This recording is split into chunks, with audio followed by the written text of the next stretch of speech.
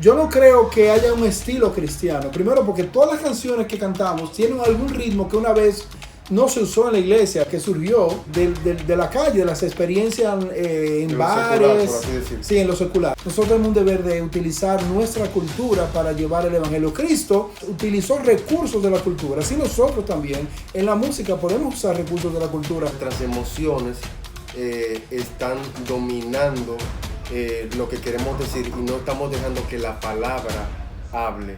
Estamos haciendo canciones a vapor. Esto es Chema Vida y Humor. Tenemos hoy la sesión El Interrogatorio, donde vamos a entrevistar a dos personajes muy importantes. A Adonías de la Cruz, quien es un adorador con más de 2 producciones, y a Pedro Escaño, quien es un pastor que no solamente ha pastoreado, sino que fue hijo de pastor, estuvo en varias iglesias y vio diferentes formas de adorar. La primera pregunta: ¿por qué las canciones, las más populares en República Dominicana, se sienten tan vacías? Adonías. Bueno, dentro del contexto cristiano, no diría que serían quizás muchas, pero si carecen de contenido bíblico o están un poco huecas, es porque estamos quizás haciendo una mala interpretación de la palabra o estamos haciendo canciones a vapor, yendo a la palabra predispuestos quizás donde quizás nuestras emociones están dominando lo que queremos decir y no estamos dejando que la palabra hable. Un bombillo, una lámpara da luz porque está conectado vía un cable a la electricidad. Asimismo, el que compone una canción tiene que estar conectado de la fuente, porque ese bombillo da energía eléctrica porque se alimenta de la energía eléctrica. Así el que compone o el que selecciona la canción en la iglesia para edificar, para educar a los hermanos, para adorar a Dios, para alabar a Dios, debe tener un cable espiritual conectado con Dios, porque va a dar de lo que recibe. Para poder enseñar, para poder educar a la iglesia, para poder alabar, nosotros tenemos que vivir una experiencia espiritual de edificación interior. Entonces resulta que eso no ha sucedido en muchas ocasiones. Quiero decir, para ser justos, conocemos líderes, compositores que han compuesto canciones que verdaderamente tienen un contenido que yo puedo calificar como correcto, pero muchos no. ¿Por qué? Porque depende del propósito. Si lo de ellos es entretener, entonces evidentemente van a componer una canción que solamente entretiene. Por ejemplo, una canción que alguna vez escuchamos desde pequeño, El Rubio de Galilea. Primero es una canción racista. O sea, hace acepción de personas, como sí, que Cristo fuera rubio, no lo fue, evidentemente, según los hallazgos arqueológicos. Y realmente en ese lugar nadie era rubio. Esa es una canción que es teológicamente incorrecta. Y hay muchas otras canciones también. Por ejemplo, David una vez danzó. Entonces hay una canción que dice remolineando.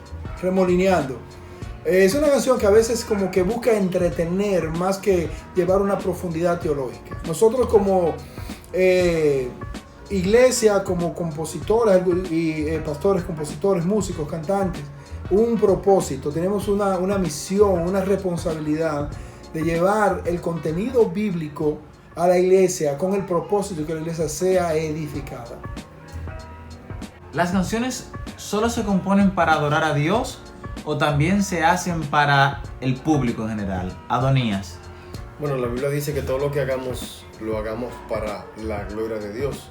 Entonces, lo que podría variar es el tipo de música con el que vamos a llevar ese mensaje, pero el fin debe ser el mismo: comunicar una verdad que va a exaltar el nombre de Dios, va a edificar las vidas y con eso no vamos a contradecir lo que nos dice la Biblia.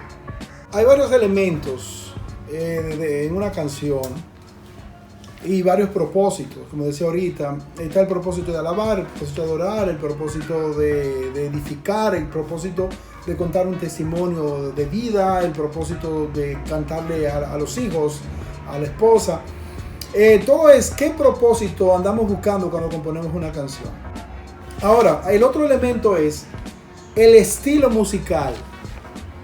Yo no creo que haya un estilo cristiano. Primero porque todas las canciones que cantamos tienen algún ritmo que una vez no se usó en la iglesia, que surgió de la calle, de las experiencias en bares. Secular, por así decirlo. Sí, en lo secular, es la palabra correcta. Y de una u otra manera se ha ido llevando a el gospel, por ejemplo. El gospel es un estilo que se deriva del jazz. Y el jazz originalmente no fue, el blues no fueron estilos, como se dice, cristianos. Surgió de bares, surgió de espontaneidad de músicos que no eran cristianos.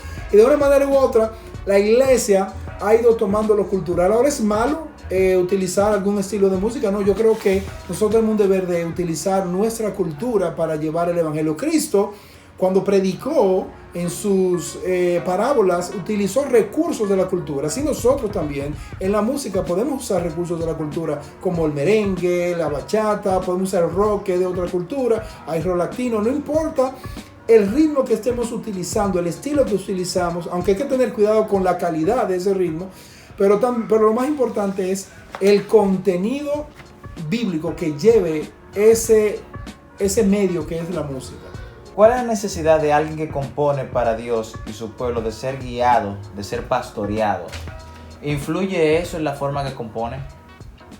Yo pienso que sí, claro, porque cuando estamos siendo pastoreados, estamos siendo guiados. Y de hecho, si muchos de los que lamentablemente han caído hubieran estado guiados, no hubieran caído.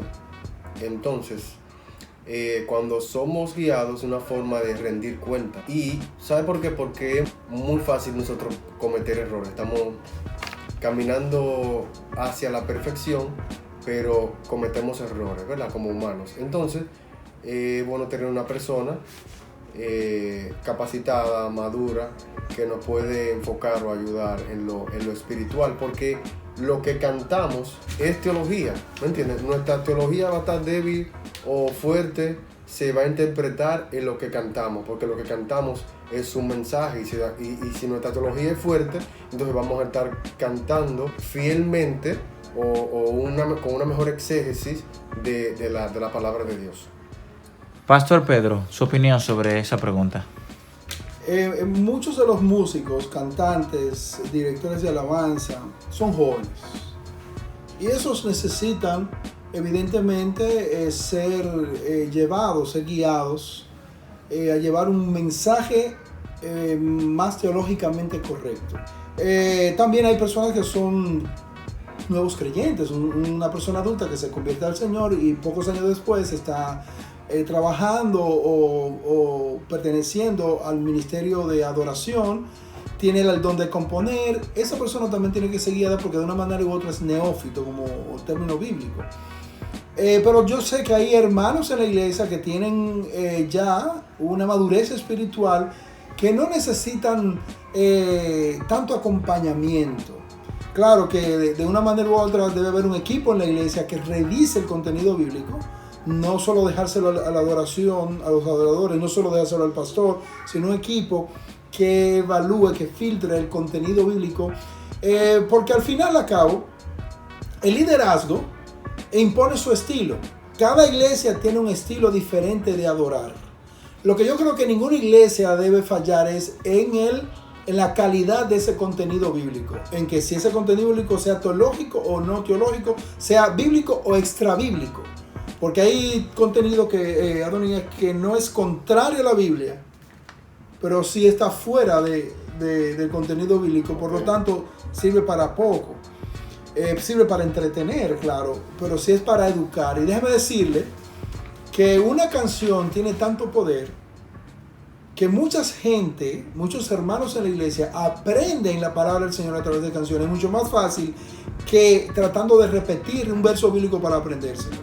Sí. De hecho, ese es mi propio testimonio. Yo he aprendido muchos versos bíblicos porque desde pequeño he estado oyendo canciones bíblicas, ya sea parafraseando la Biblia o ya sea literalmente como está en una de las versiones, Reina Valera principalmente, que es difícil para un hermano ya mayor a memorizar un texto bíblico, pero sin embargo, si usted canta una canción con un estribillo que se repite, con un texto bíblico, con un mensaje correctamente bíblico, es más fácil que esa gente cuando vaya a su casa ese mismo día esté repitiendo ese texto bíblico. Y de seguro que la próxima vez que usted cante la canción en la adoración congregacional, ese hermano va a estar repitiendo esa canción con mucho más facilidad que si fuera un texto como tradicionalmente nos lo aprendemos. Solo abundar también que no solo el que compone, sino también el que dirige o el que selecciona las canciones en la iglesia. ¿Cuál es entonces la forma de hacer música llena de contenido bíblico? ¿Qué debo de hacer yo para que mis canciones, que cuando yo dirija, esté lleno de contenido bíblico? Bueno, de hecho yo pienso que hay una debilidad en parte en muchas iglesias porque tenemos mucha gente cantando y dirigiendo la alabanza cuando no se han dedicado o no nos hemos dedicado de una manera seria a estudiar la palabra de Dios, que se supone que estamos cantando de ella. La Biblia está llena de los salmos, que son canciones, ¿verdad? La mayoría de ellos.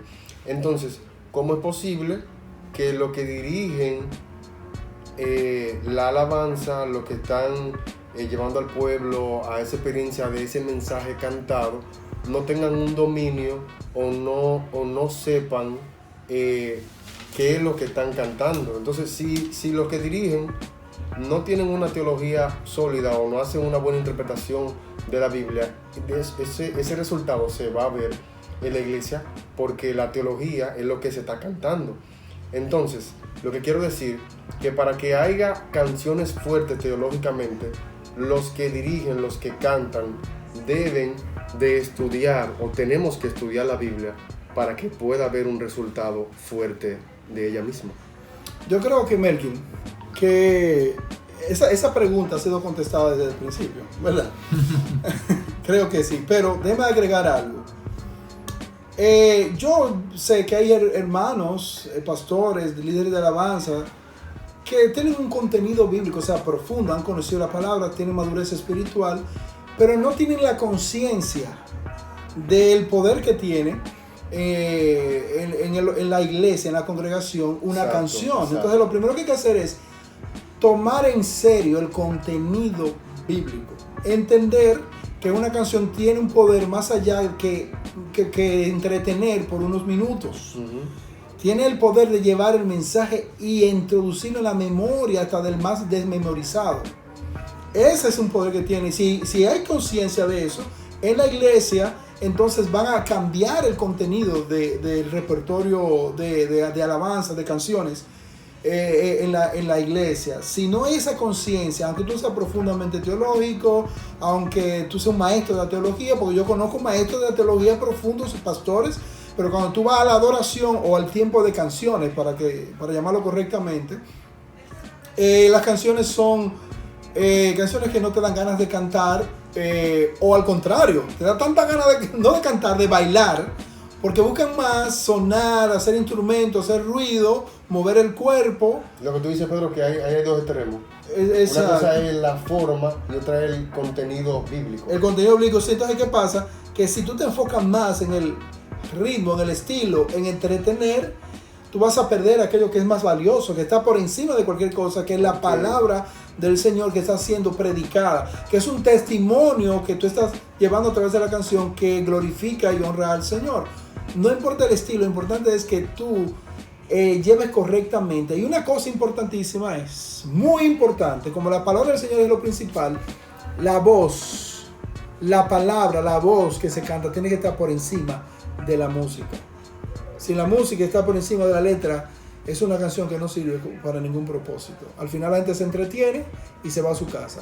La letra siempre debe predominar fuertemente por encima de la música, porque lo que va a quedar al fin y al cabo es la letra, la canción, la letra cantada, no la música tocada. Tremendo, varón. Excelente.